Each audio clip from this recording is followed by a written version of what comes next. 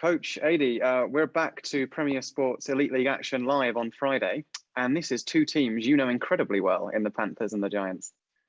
Yeah, I mean, obviously with the Panthers, played I think it's 11 full seasons with them, and then coached them for 4.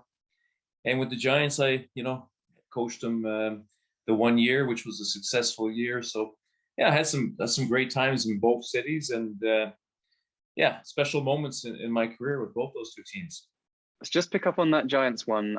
That was more than just a bit of success, wasn't it? That year, that team was pretty awesome. Yeah, it was a really good team. Let's be honest. From the start of the season to the end, we were very consistent. Just won a lot of games, but the guys wanted to win. I don't think we ever lost 2 games in a row that year. It was just one of those seasons that if I ever had a perfect season as a coach, it probably was that one. And I guess in the end, every coach's goal is to win the Elite League title, and we did. So that was really special. And yeah, great bunch of guys, got along well, worked hard, very few problems that season. And you normally don't have many problems when you're winning. Everybody's happy. So best way to do it. But no, it was a great year. And we were unlucky a little bit, I thought, not to maybe win a little bit more silverware. But winning the league and the conference we were in, winning that wasn't easy because you had that was the big conference at that time where, Devils, Panthers, Belfast, Sheffield. So to win that was tough too. But overall, it was a great year. You're right. Talking of winning, both of these organizations we're going to see Friday, like winning is expected at these. What's it like coaching and playing in an organization where the pressure is on, that you've got to deliver trophies coming into the season? I actually think it's harder for the coach than for the players. Because at the end of the day, if the team doesn't win, first person to get blamed is the coach. And the first person to get fired will probably be the coach. So yeah, you're right. There's big pressure on the coach to coach either one of those two teams. And both Wallace and Keith know that. I mean, they know it's a tough job, but it's a big challenge, but it's one you thrive on as a coach. And you'd probably rather be with a big club trying to win trophies than with a smaller club trying to make playoffs. That's the way you have to look at it. You said it doesn't so much, or it's bigger for the coaches, but what about the players? Like when you were playing, there must be that in the back of your mind that that this is a team that's been signed to perform. Yeah, no, I mean, there's pressure too on the players. Obviously, there's pressure because you want to get a contract the next year, wherever you play, that goes without saying. And, I always felt that if the team was going to do well, every player had to do well. So we all had to come together as a team and play well together as a team and put the individual stuff aside, because sometimes in games where you got a 3-2 lead and you're in the third period and finish a game like that, a lot of it comes down to playing well as a team together.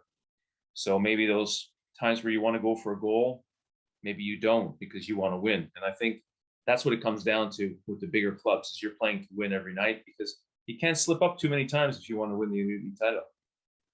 Looking a bit closer at the Panthers, they've made some changes off ice as well. The last couple of years, Guy Doucet's now come in as the director of hockey. And they've retained some players from the Elite Series. They've retained a few more players from seasons past. You've touched on this before about having guys that know the league, but it does seem like the Panthers now are built very quietly and carefully, building a core of guys that they're shaping this team around. Yeah, I mean, it's always important to, first of all, have a goalie. I think Carr's a really good goalie. I think he's very consistent. If you look at his career, he's played well wherever he's been. Then you want to build around that, of course. And you always talk about team building. You always want to have, like coach once said to me, you need 3 number 7s. You need a number 7 in your net, which is top goalie. You need a number 7 on defense, which is one of your top defensemen. And you need a number 7 forward. So he says, if you start with that, if you got a top forward, top D, and top goalie, then build from there. And I think that's basically how you have to look at it. But it's a tough job to build a championship team wherever you are. I mean, it's to get those pieces to slot perfectly into place, and then for everything to work the whole season. And now this year, a big key is going to be injuries, because smaller rosters, few injuries. Is it going to be easy to get players in? Probably be difficult this year. So that'll be a big part of this season. But all in all, it's going to be a bit tricky, I think, this year. And then looking at the Giants, we've seen them in Coventry winning that game there. They really do seem to be a much younger and quicker team than we maybe saw 2 years ago. Well, Coventry, yeah, they are quicker. I think the coaches have realized the game has changed. It's not so much about the physical play. So maybe you can afford to have more smaller, quicker players in your lineup because that's what you need to win. Because the way the game is called, you don't get away with the hooking, the slashing. You got to move your feet. And you got to be able to keep up with the pace of the game. If you're not able to do that, then unfortunately you're not going to last very long. So I think teams are looking for players that can skate. I mean, you've got Coventry, like you said, Guildford are always fast. I mean, they played some good hockey, Guildford, entertaining hockey, but that comes from the speed of their team. I like it. I mean, I like to see that speed out there in the ice, and of course, we don't want to lose some good hits either. It's part of the game. I mean, you can't really play if you're not finishing off your hits. So that's that's part and parcel of what is part of being a team guy, a team player, to finish off your hits. And I think the teams that you can have a great skating team and you can be lightning fast, but if you're going into games and other teams know you're never going to hit them, well, that's pretty easy for the other team. So you've got to combine that speed with some physical play to be successful. Last time we saw the Giants, Scott Conway, hat trick in that game. We often talk about, what it's like for guys when they're not scoring, how do they get into the rhythm? But what about the opposite? What's it like in your experience, when you just have that hot stick and dealing with that? Yeah, I think it feels great, and you just feel you're going to score every time, and you get that mindset like I'm scoring. That's it. No one's stopping me, and you will score. Like some guys are streak scorers, will go 5-6 games scoring every game, and then all of a sudden you might not see them score for 5 games, then they'll go again. Then you have some players who consistently will just score, and score. 2 goals every 3 games, something like that. I mean, I always think you have to have a formula in your mind on how you deal with these things, and I think everybody's different with how they deal with the slumps. Basically, I think that's the key. If you know how to deal with that, then you'll always be able to score goals. Now, just heading back to the Panthers for a moment. Matthew Myers, we can't talk about the Panthers and not mention Matthew Myers. He's gone back to the Panthers. So good, face-offs, penalty killing. To be able to pick up a guy like that in the off season at his age as well, with all the experience. I mean, if you're in Tim Wallace's positions, that must be such a gift to have a guy like that come into your lineup. Yeah, I mean, because like you said, his experience and the amount of trophies he's won is more than anybody, I believe, in the elite league. And if you look at Matthew, I mean, this is his 10th year with the Panthers, so that's basically a testimonial year, really. But he was going to have his 10th year with the Cardiff Devils, because if you look at the BNL and EIHL, that would have been 10 if he would have done it in Cardiff, but he ended up in Nottingham for a 10th year. So quite interesting how all that worked out. But he's been around a long time, won a lot of trophies. You know what you're getting. He plays hard every night, good on faceoffs, like you just said. Solid player, two-way player, because not only is he good defensively, but he can get in front of the net, the power play, and help you out that way. And he could score some goals, make some plays. Good all-around player. Yeah, he's getting near the end of his career, but still can do a job for a team. He slots in on the third line, let's say in Nottingham. You don't have to worry about that line defensively. And also, they've got him. They've got Mark Matheson. Considering the younger guys they've got on the team, Jack Hopkins has been playing up. You've got Josh Tetlow. You've got Jordan Kelsall. Having guys like these around with, as we said, the experience, especially for the national team as well, is huge. Yeah, I mean, you certainly learn, younger players certainly learn from the older guys. You watch how they play.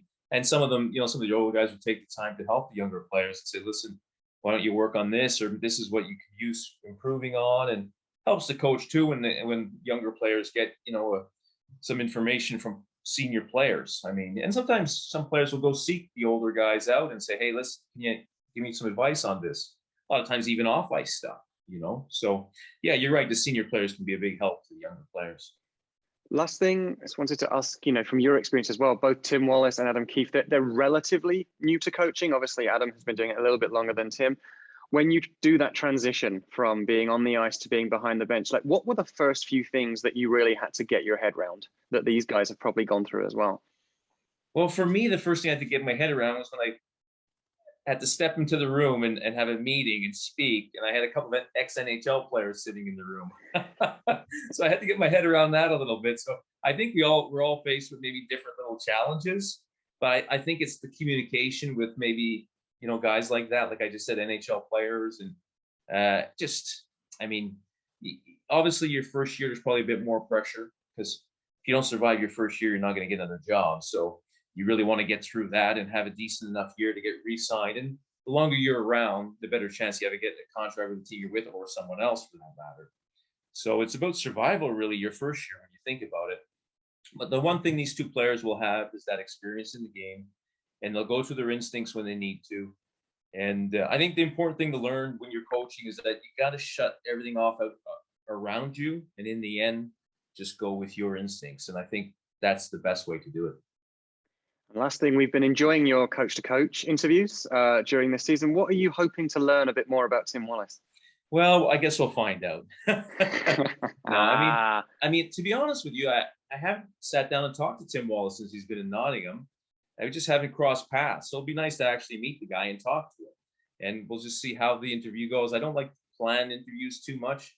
I know people always ask this, ask that. I kind of like to ask the first question and see where the interview, just like you're doing with me, see where the interview takes us, right? So that's what I try to do when I'm talking to the coaches or the referee. I had a bit of fun with the referee, which I thought, I enjoyed that because I was always talking to the refs anyways at some point when I was playing or coaching. So it was nice to do a referee interview.